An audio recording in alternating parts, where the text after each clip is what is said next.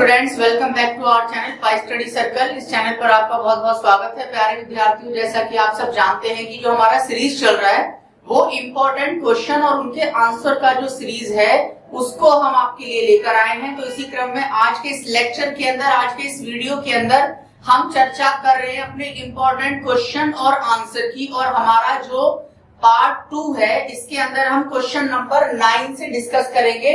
और हमारा जो टॉपिक है वो रिलेटेड है हिस्ट्री आपका, ठीक है। हिस्ट्री NIOS क्लास 12, ठीक है। क्लास 12 का जो NIOS है इसके हम हिस्ट्री के जो इम्पोर्टेंट क्वेश्चन आंसर है उसका हम पार्ट 2 करने जा रहे हैं। क्योंकि पार्ट 1 में हमने कहां से किया था, पार्ट 1 जो था हमारा उसमें हमने किया था question number 1 to 8। Now in this video we will discuss about part 2 and question number 9 to 15, okay? तो आइए सबसे पहले हम डिस्कस करते हैं अपना क्वेश्चन नंबर 9। और क्वेश्चन नंबर 9 में पूछा गया है दिल्ली सल्तनत के पतन के कोई 3 कारण बताइए। देखिए, आपको पता होगा दिल्ली सल्तनत जो है इसकी जो शुरुआत होती है वो होती है 1206 से लेकर और 1526 के बीच में। और इसमें आप देखोगे 5 वंशों ने शासन किया था। सबसे पहले था गुलाम वंश के बाद में नंबर 2 था आपका खिलजी वंश के बाद में तीसरा था आपका तुगलक वंश के बाद में 4 था आपका सैयद वंश और लास्ट था आपका लोधी वंश। और जो लोधी वंश के अंतिम राजा थे उनका नाम था आपका इब्राहिम लोधी। और इब्राहिम लोधी वर्सेस जहीरुद्दीन बाबर, इनके बीच में कौन सा युद्ध हुआ था 1526 में? इनके बीच में हुआ था पानीपत का प्रथम युद्ध हुआ था इनके बीच में। और जिसके अंदर कौन जीत गया था? बाबर। और जैसे ही बाबर की जीत हुई तो यहाँ 1526 में आप देखोगे किसकी स्थापना हुई? यहाँ पर स्थापना हुई मुगल साम्राज्य की, ठीक है। यहाँ से मुगल वंश के शासन की शुरुआत हुई। तो यहाँ पर आप देख रहे हैं इस तरीके से। तो ये जो दिल्ली सल्तनत का काल है जो 1206 से स्टार्ट होकर और 1226 तक रहा, उस दिल्ली सल्तनत के पतन के कारणों के बारे में पूछ रहे हैं। तो देखिए, आइए जल्दी से देखते हैं हम दिल्ली सल्तनत के पतन के कोई 3 कारण। तो सबसे पहला कारण है हमारा सैनिक शासन। दिल्ली के सुल्तानों ने जो भी कुछ किया वो अपनी सेना के बल पर किया। जो भी विजय प्राप्त की, जो भी क्षेत्र उन्होंने जीते, सब अपनी सेना के बल पर प्राप्त किए थे। लेकिन आप यहाँ पर देखोगे फिरोज शाह तक तो ये सब चलता रहा। जो ये आपका तुगलक वंश था, तुगलक वंश का एक राजा था फिरोज शाह तुगलक, तो इसके शासन काल तक तो सब अच्छे तरीके से चलता रहा। और निरंकुश शासन जो था वो धीरे धीरे करके अब समाप्त होने लगा। फिरोज शाह तुगलक के बाद कमजोर शासक आ गए, कमजोर सुल्तान आ गए, जिसकी वजह से सैनिक शासन इनका लगातार क्या हो गया? कमजोर हो गया, यानी वीक हो गया। इसके अलावा इसका जो दूसरा कारण है, दूसरा कारण ये है मंगोल आक्रमण। जो मंगोल लोग थे, जो चंगेज खान, जिसका नाम आपने बार बार सुना भी होगा, जो मंगोल से ही संबंधित था। और इन्होंने लगातार चीन के ऊपर भी आक्रमण किए और भारत के ऊपर भी इन्होंने लगातार अपने आक्रमणों को जारी रखा। तो दिल्ली सल्तनत के पतन में मुगल आक्रमणों की भी प्रभावशाली भूमिका रही। मंगोलों के निरंतर आक्रमण से सल्तनत धीरे धीरे करके क्या हो गया था? खोखला हो गया था। इसके अलावा राज दरबारी षड्यंत्र, जो दरबारी लोग थे, जो राज दरबार के लोग थे, वो आपस में क्या करते थे? एक दूसरे के खिलाफ षड्यंत्र करते रहते थे। खास तौर से आप देखोगे सुल्तानों के दरबार में 3 तरीके के लोग होते थे, जिनमें कुछ अफगानी, कुछ तुर्की और कुछ ईरानी लोग थे। खिलजी और मंगोल आदि अनेक जातियों के जो सरदार थे वो भी एक दूसरे से क्या करते थे? वो भी एक दूसरे से ईर्ष्या यानी नफरत करते थे। और उनके आपसी संघर्ष ने केवल उन्हें कमजोर किया। आपस में जब संघर्ष करेंगे तो कमजोर होंगे ही। अपितु राज दरबार को षड्यंत्रों का अड्डा बना दिया गया। जो राज दरबार था उसको षड्यंत्र का एक अड्डा बना दिया गया और जिसके फलस्वरूप क्या हुआ बेटा, जो प्रशासन था धीरे धीरे कमजोर हो गया और विद्रोहियों को सर उठाने का पूरा पूरा मौका मिल गया। ये कारण थे जिसकी वजह से क्या हुआ, जो दिल्ली सल्तनत थी वो धीरे धीरे करके कमजोर हो गई और समाप्त हो। अब हम अपना अगला क्वेश्चन देख लेते हैं, क्वेश्चन नंबर 10। और क्वेश्चन नंबर 10 क्या कह रहा है, क्वेश्चन नंबर 10 में पूछा जा रहा है कि मुगलों के द्वारा अपनाई गई भू राजस्व निर्धारण की प्रणालियों की संक्षिप्त समीक्षा करनी है। तो देखिए भू राजस्व प्रणाली यानी कि जो कौन सी, जो कृषि योग्य भूमि होती है, तो कृषि योग्य भूमि से जो टैक्स, जो कर प्राप्त किया जाता है, ठीक है, उसी को कहते हैं भू राजस्व। भू राजस्व यानी भूमि के ऊपर लगने वाला टैक्स, ठीक है। और कौन सी भूमि, जो कृषि योग्य भूमि है। लेकिन ये स्पेशली किसके बारे में पूछ रहे हैं, मुगलों के द्वारा अपनाई गई, ठीक है, जो मुगलों ने अपनाई भू राजस्व निर्धारण की प्रणालियां, उसके बारे में पूछ रहा है। तो देखिए मुगलों के अंतर्गत जो अकबर है, एक ऐसा शासक हुआ जिसने भूमि संबंधी अनेक महत्वपूर्ण क्या किए, सुधार किए। और यही कारण है कि भूमि संबंधी सुधारों में उसका बहुत महत्वपूर्ण स्थान माना जाता है। किसकी बात कर रहे हैं, अकबर की। उसने भू राजस्व में अनेक महत्वपूर्ण क्या किए थे, सुधार किए थे, जो कि काफी प्रशंसनीय है। बहुत सारे इतिहासकारों ने भू राजस्व के क्षेत्र में किए गए सुधारों के लिए अकबर की काफी प्रशंसा और सराहना की है। अकबर ने अपनी भू राजस्व व्यवस्था में सुधार करते हुए मुजफ्फर खां तुर्बती को दीवान बनाया और टोडरमल को उनके सहायक के रूप में क्या किया, नियुक्त किया, अपॉइंट किया। अकबर ने राजा टोडरमल की सहायता से फसल के आधार पर, किसके आधार पर, ये फसल के आधार पर भूमि को 4 भागों में बांटा। कौन कौन सी भूमि, सबसे पहले पोलर भूमि, ये कौन सी होती है, ये बहुत उपजाऊ किस्म की भूमि होती है और इसमें वर्ष में 2 बार फसल को पैदा किया जा सकता है। दूसरी प्रकार की भूमि है पर्ती भूमि, ये दूसरी कैटेगरी की भूमि है और इसमें कुछ समय तक फसलें उगाने के पश्चात उसकी उर्वरक क्षमता क्या होती है, कम हो जाती है। तो जिसकी वजह से क्या होता है कि उस भूमि को कुछ समय के लिए खाली छोड़ दिया जाता है। तीसरी प्रकार की भूमि है चच्चर भूमि, ये एक तरीके की अनुपयुक्त भूमि मानी जाती है कृषि के लिए और इस पर कभी कभी खेती की जाती है। राज्य की आय का मुख्य साधन क्या था, भू राजस्व था। और चौथा आप लिख सकते हैं, जो चौथी भूमि थी वो थी बंजर भूमि। बंजर भूमि वह भूमि जिस पर कोई कृषि की ही नहीं जा सकती, जो कृषि योग्य भूमि है ही नहीं।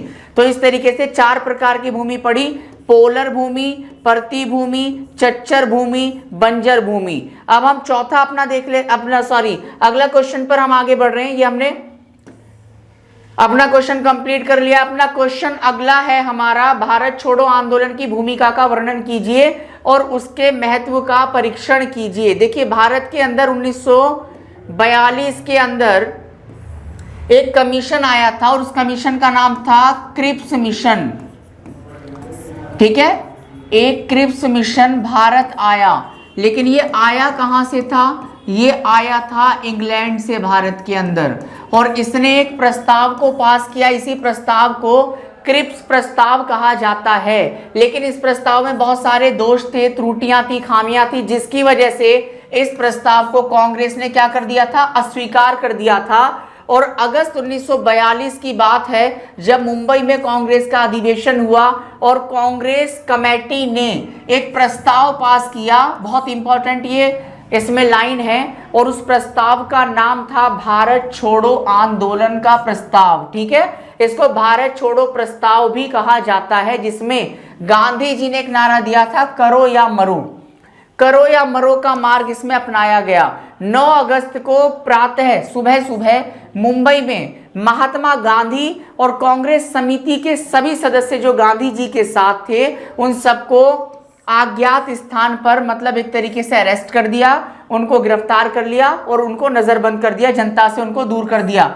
इससे भारतीयों के मन में जो प्रतिशोध बदले की जो भावना थी वो और ज्यादा क्या हो गई, तेज। अंग्रेजों को तो ये लग रहा था कि अगर हम गांधी जी को अरेस्ट कर लेंगे तो शायद इनका मनोबल गिर जाएगा और ये लोग ठंडे पड़ जाएंगे, ठीक है।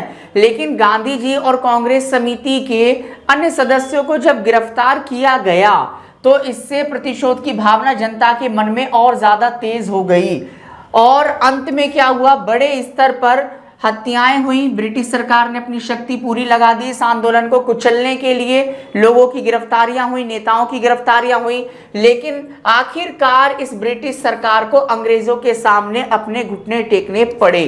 अंग्रेजों ने ये अनुभव किया, अब उनको ये महसूस हो चुका था कि अब उनका शासन भारत में चलाना संभव नहीं है और इसी आधार पर वे भारत से अपने देश यानी इंग्लैंड वापस जाने की तैयारियां उन्होंने शुरू कर दी और आखिरकार आप देखेंगे कि 1945 में भारत स्वतंत्र हो गया।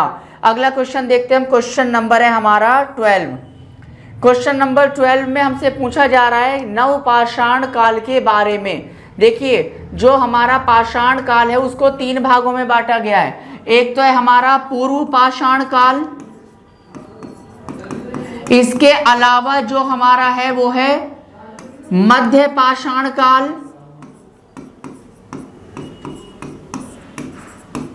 और एक है हमारा उत्तर पाषाण काल।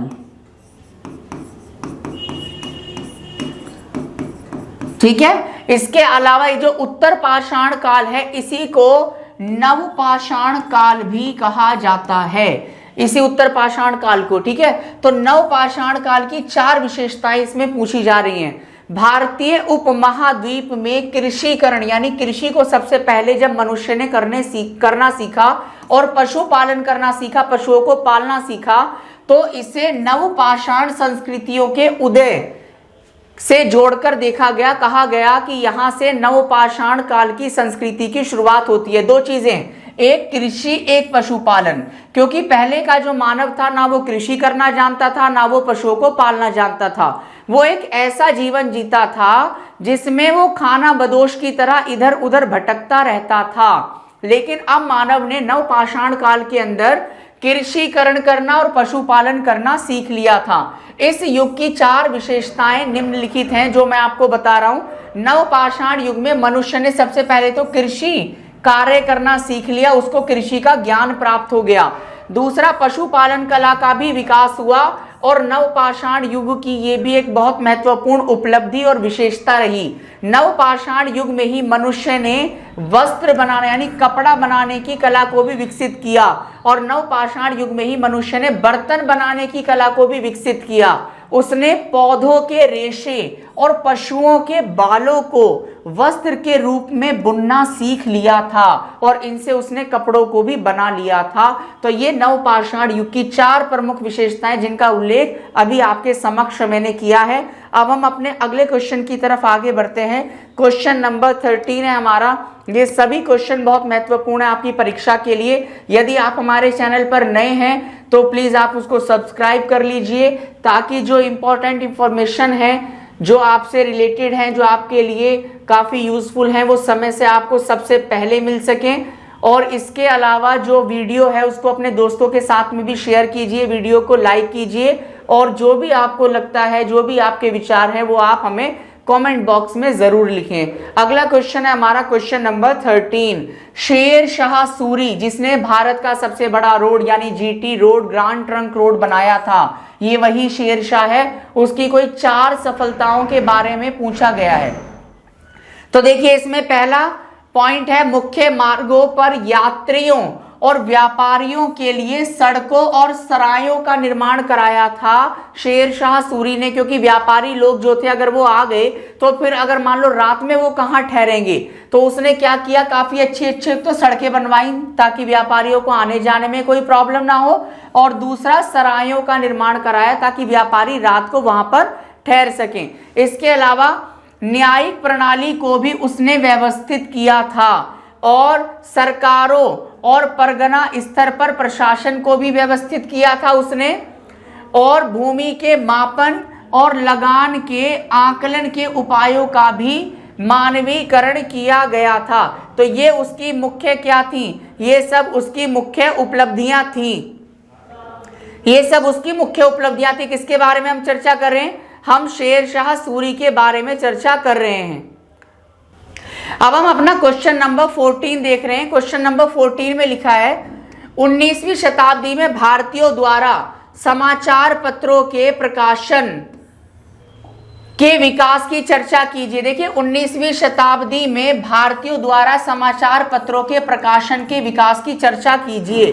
19वीं शताब्दी के प्रारंभ में अनेक समाचार पत्र देसी भाषाओं में छपने शुरू हुए। देखिए पहले जो समाचार पत्र छपते थे वो इंग्लिश लैंग्वेज में छपते थे, लेकिन अब समाचार पत्र देसी भाषाओं में भी छपने और प्रकाशित होने शुरू हुए। भारत में सबसे पहला समाचार पत्र 1760 में ईस्ट इंडिया कंपनी के एक अधिकारी के द्वारा अंग्रेजी में प्रकाशित किया गया था, पब्लिश किया गया था। देसी भाषाओं राष्ट्रवादियों द्वारा अखबार छापे जाते थे। देसी भाषा में जो अखबार छापते थे वो हमारे राष्ट्रवादी जो नेता थे उनके द्वारा, या जो समाज सुधारक थे उनके द्वारा छापे जाते थे। तत्कालीन भारतीय समाज सुधारकों ने जनमत को तैयार करने में भी प्रेस का उपयोग किया था, क्योंकि अखबार एक बहुत बड़ी आवाज थी, कलम की शक्ति थी। 1821 में राजा राममोहन राय ने बांग्ला भाषा के अंदर, जो बांग्ला भाषा है उसके अंदर कौमुदी नामक एक समाचार पत्र को प्रकाशित किया था, और 1822 में फारसी के अंदर मिरातुल नाम का एक अखबार भी उन्होंने छापा था। इसके अलावा अंग्रेजी में ब्रह्मनिकल मैगजीन का प्रकाशन किया था। उन्होंने विश्व के प्रमुख धर्म की सर्वोत्तम शिक्षाओं पर आधारित अपनी एक आदर्श समाज की कल्पना को रेखांकित करने वाले अनेक पर्चे भी छापे थे। छापे खाने की बदौलत ही, क्योंकि छापे खाने का आविष्कार हो चुका था, बड़े पैमाने पर प्रकाशन हो सकता था, तो इसी छापे खाने की बदौलत ही राजा राममोहन राय जो बहुत बड़े समाज सुधारक थे, उनके विचार इतने बड़े जनसमूह तक पहुंच पाए। 1822 में एक अन्य अखबार चंद्रिका भी प्रकाशित होने लगा था, जो काफी फेमस भी हुआ था। और लास्ट हमारा 15 क्वेश्चन है, क्वेश्चन नंबर 15 है हमारा लास्ट। ईस्ट इंडिया कंपनी द्वारा अपनाई गई विभिन्न भू राजस्व प्रणालियां कौन कौन सी थी, किन्हीं चार का उल्लेख कीजिए।